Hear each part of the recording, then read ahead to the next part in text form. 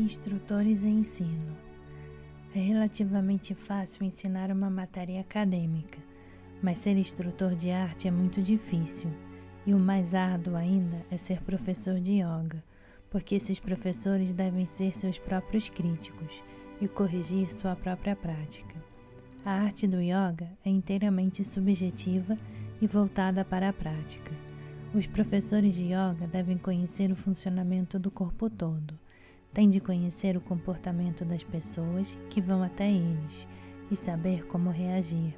Devem estar prontos para ajudar, proteger e salvaguardar seus alunos. São muitos requisitos exigidos para ser um professor e gostaria de falar um pouco sobre isso com vocês, para que possam todos captar, compreender e agir. Mais tarde, vocês poderão descobrir muito mais. O professor deve ser claro, astuto, confiante, desafiador, atencioso, cauteloso, construtivo, corajoso, compreensivo, criativo, completamente devotado e dedicado ao conhecimento de seu assunto, solidário, consciencioso, crítico, comprometido, entusiasmado, casto e calmo. Os professores devem ser fortes e positivos em sua abordagem. Precisam ser afirmativos para criar confiança nos alunos e negativos em seu íntimo, para poder refletir de modo crítico sobre sua própria prática e atitudes. Os professores devem sempre estar aprendendo. Eles aprenderão com seus alunos e devem ter a humildade de lhes dizer que ainda estão aprendendo sua arte. O relacionamento entre professor e aluno é como aquele entre marido e esposa, entre pai e filho. É um vínculo muito rico e complexo. Tal como no relacionamento entre marido e esposa, que é feito de proximidade, o professor deve esforçar-se a todo instante para assegurar que seus alunos não caiam e para ajudá-los durante todo o decorrer de sua prática. Assim como entre um pai e seu filho adulto, embora exista o vínculo, também existe a distância. A tarefa do professor consiste em proteger e guiar os alunos para que não se afastem do caminho que têm de trilhar. E aos alunos, cabe garantir que aquilo que lhes foi dado seja mantido, para que não caiam em suas próprias armadilhas. Entre aluno e instrutor, existe a troca, e envolve amor, admiração, devoção e dedicação. Lembro-me muito bem de quando a Índia estava sob o domínio da França e da Inglaterra. Os indianos que tinham visitado a Europa costumavam afixar um aviso em suas casas, com os seguintes dizeres: de regresso da França, ou de regresso da Inglaterra, como se fossem pessoas extraordinárias, privilegiadas. O mesmo está ocorrendo hoje com o yoga. Alunos do Ocidente vêm até a Índia e yogis, de regresso da Índia, estão ensinando yoga por toda parte. É realmente uma infelicidade o fato de as pessoas que fizeram cursos breves se proclamarem professores de yoga. Só Deus sabe quanta experiência eles devem ter ou qual a qualidade de seu trabalho. As pessoas que procuram também são responsáveis, porque não pressionam o professor para descobrir se ele tem ou não conhecimento. Os alunos também deveriam ter olhos de águia para espreitar seus instrutores. Hoje em dia, muitos se autodenominam gurus ou yogis. Isso é errado. Professores não devem ser chamados gurus, e gurus não devem ser vistos só como professores. Guru é aquele que remove a escuridão e traz a luz. É aquele que sempre protege seus alunos para que não se tornem vítimas das circunstâncias e que os faz trabalhar até que desenvolvam a humildade. Esse é um guru. O papel do guru é funcionar como uma ponte. Depois de vivenciar a verdade, o guru ajuda os outros a se aproximar de Deus. O guru é um instrumento de Deus, cujo poder está vivo em seu interior. Ele é responsável por mobilizar os que não entendem ainda o valor espiritual da vida, aproximando-os de Deus. Viver espiritualmente é viver no momento presente. Quando você está praticando, e não lhe ocorrem outros pensamentos, você é espiritual neste intervalo de tempo. No momento em que sua mente divaga, talvez pensando numa pessoa que viu na rua ou em alguma coisa que lhe disseram no escritório, então mesmo que você esteja praticando yoga naquele momento, é o que você está em sua mente que tem importância, não o que você está fazendo. Yoga confere firmeza ao corpo, clareza, inteligência, pureza de coração. Isso é paz. E ao verem essa paz, os outros aprenderão. Cultivem a força suprema da paz, da alegria e do deleite. Então os outros, vendo a alegria que existe em você, dirão: quero desfrutar disso também. Você realmente ajuda a sociedade quando o aluno vem até você, em vez de você ir atrás dele. Então a mensagem é pura, o ensinamento é puro. No meu método de ensino, como levo as pessoas por uma série de posturas, permaneço com elas durante 2 ou 3 horas, às vezes 4, sem permitir-lhes que sua mente divague. Os que trabalharam comigo passaram todos por isso. Quando dou uma aula que dura 3 horas e meia, 4 horas, os alunos percebem que se passou esse tempo? Não. Portanto, eu os mantive num estado espiritual durante 4 horas. Se das 24 horas do dia eles permanecerem espirituais durante 4, posso dizer que fiz algum bem neste mundo. Vamos supor que eu lhes peça para meditar, fechando os olhos e ficando em silêncio.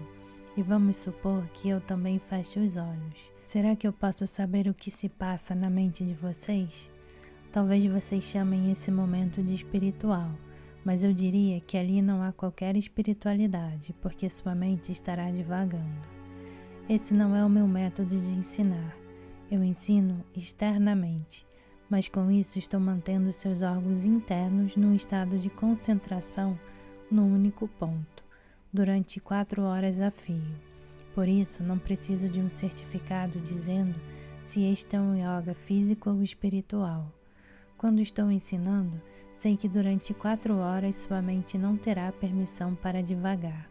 E quando ensino, deixo vocês plenos, plenamente conscientes de seu corpo, sua mente, seus sentidos e sua inteligência. Nas aulas, sou muito ativo. Isso significa que não estou meditando? Você pode meditar sentado num canto, mas eu estou me movimentando o tempo todo e estou meditando.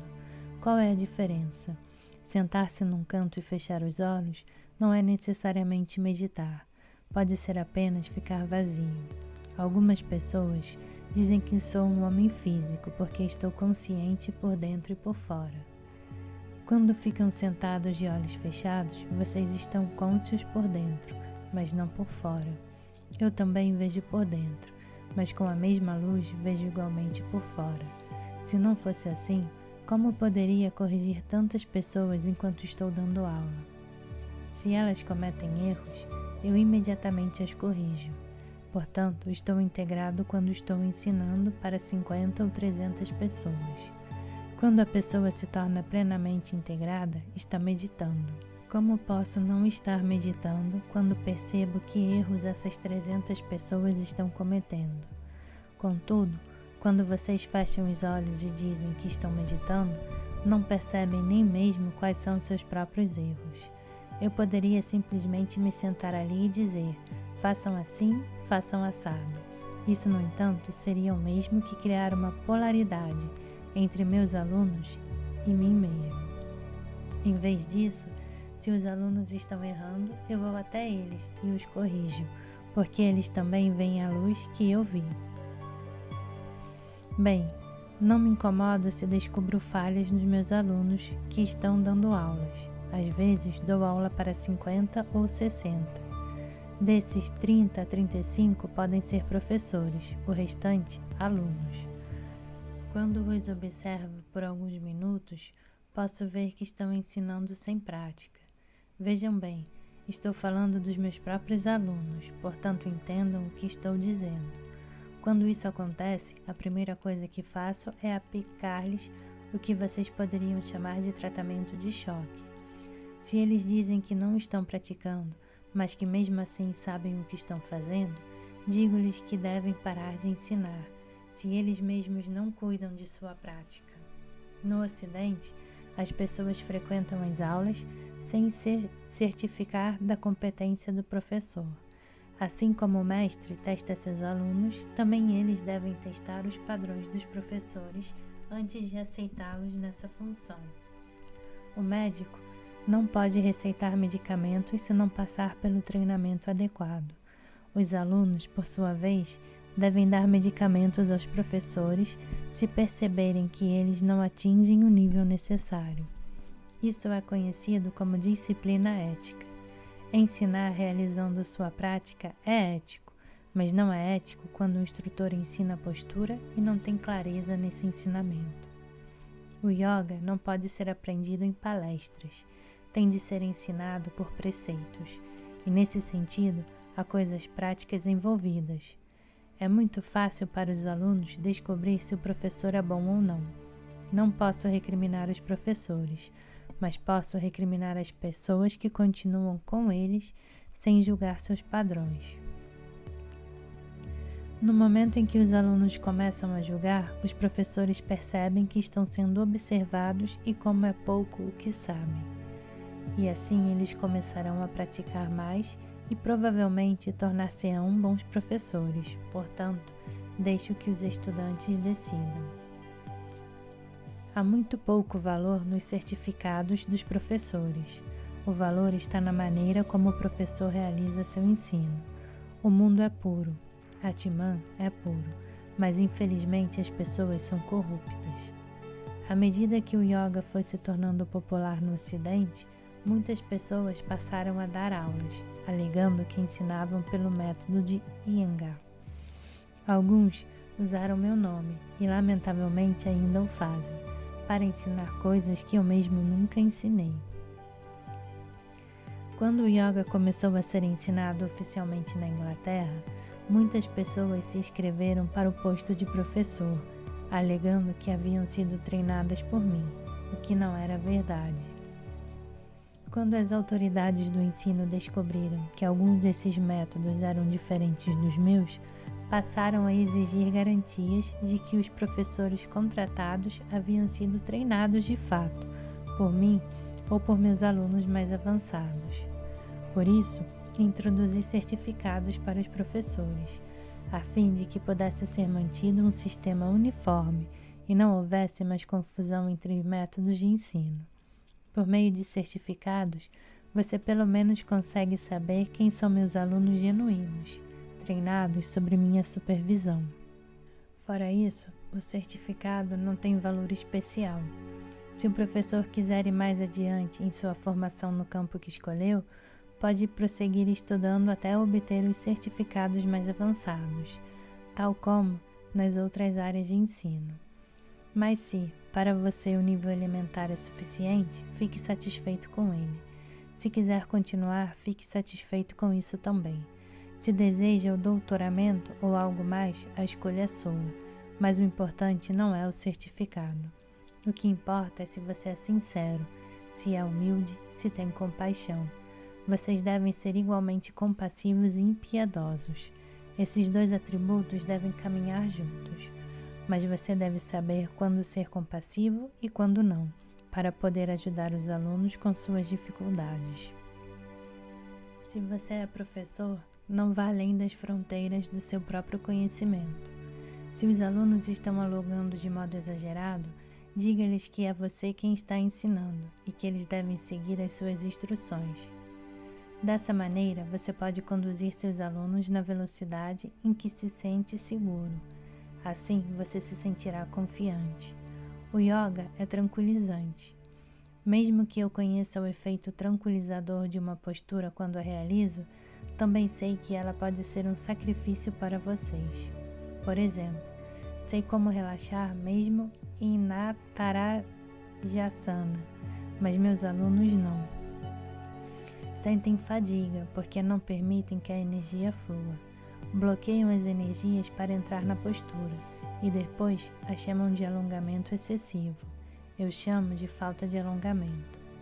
Você está se excedendo no cérebro e se limitando no corpo. A tensão e a fadiga estão no cérebro, nesse caso. As pessoas ficam cansadas no cérebro em primeiro lugar. O corpo leva mais tempo. Vocês devem identificar um e o outro tipo de fadiga.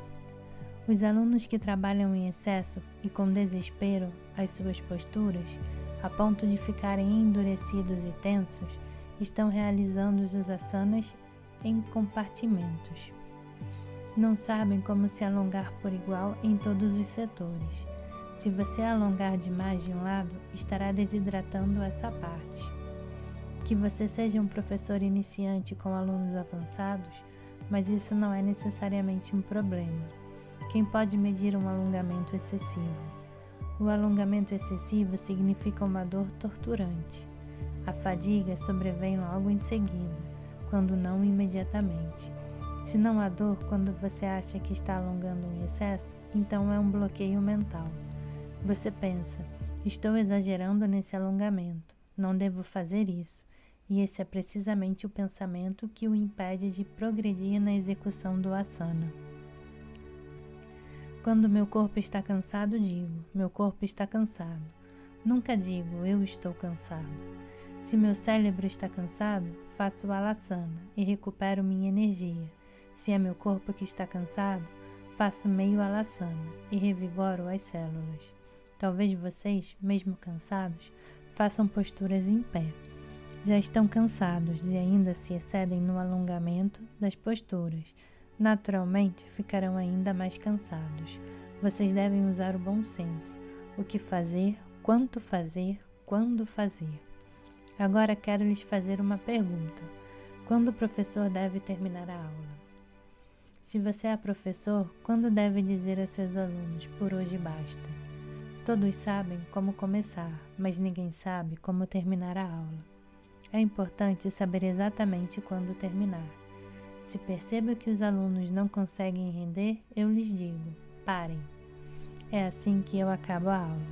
A pessoa pode ter uma tremenda energia, mas vocês devem perceber quando ela não consegue mais prosseguir. Vocês repararam na coloração da pele de seus alunos quando eles entram na sala e quando saem, verificando se ocorre variação? E durante as posturas observam as várias trocas de tom, mudanças e transformações? Como professores, vocês estão atentos a essas coisas? Posso dizer, olhando para a pele de uma pessoa, quando ela não aguenta mais. A arte do ensino também consiste em saber quando parar. Se você sabe quando tem de fazer um aluno parar, então você é um professor maduro. Não é uma questão do que você está aplicando em aula. Talvez você esteja exigindo muito porque quer construir um culto à sua personalidade, ou porque tem medo de parar. Sem inovação, você não pode se tornar um professor excelente. Há corpos com pescoços longos, outros curtos. Há constituições diferentes de tronco, estreito em cima e largo embaixo. Pessoas de tórax largo ou estreito, coluna muito forte ou muito fraca. Ao entrar em contato com as pessoas, assim conhecendo suas perturbações emocionais, seleciona as posturas que podem dar-lhes estabilidade emocional.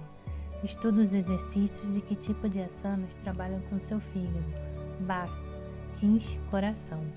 Trabalho comigo mesmo para descobrir como alongar o fígado, como contraí-lo, como oferecer movimento lateral a ele, ao estômago, aos intestinos.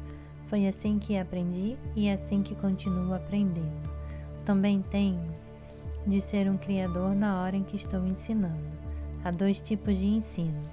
Um consiste em explicar de acordo com a sua inteligência, o outro é identificar as fraquezas de seus alunos e saber como explicar-lhes de maneira que entendam o que está sendo dito. Isso exige criatividade. Desenvolvi os dois tipos. Posso explicar pelo cérebro e posso também, ao perceber a fraqueza de seus cérebros e corpos, apresentar-lhes um novo estilo, que possam entender e fazer bem suas posturas. Esse é o segredo do meu modo de ensinar. Quando jovem, a sociedade não me respeitava em absoluto. Eu era pessimista. As pessoas me chamavam de louco. Hoje, porém, depois de mais de 50 anos de tentativas e erros, cheguei a um ponto em que tenho clareza no que faço e no que ensino. As falhas humanas estão aí. Até mesmo pessoas altamente evoluídas cometem erros. Já ensinei muitas pessoas espiritualizadas neste mundo. Cientistas, artistas, filósofos, santos, eruditos. Vocês acham que eu não aprendo com eles? Ainda sou aprendiz. A primeira coisa que o professor deve lembrar é que os alunos são tão importantes quanto ele. Os que treinaram comigo tornaram-se meus filhos. A questão agora é como meus filhos irão cuidar dos meus netos.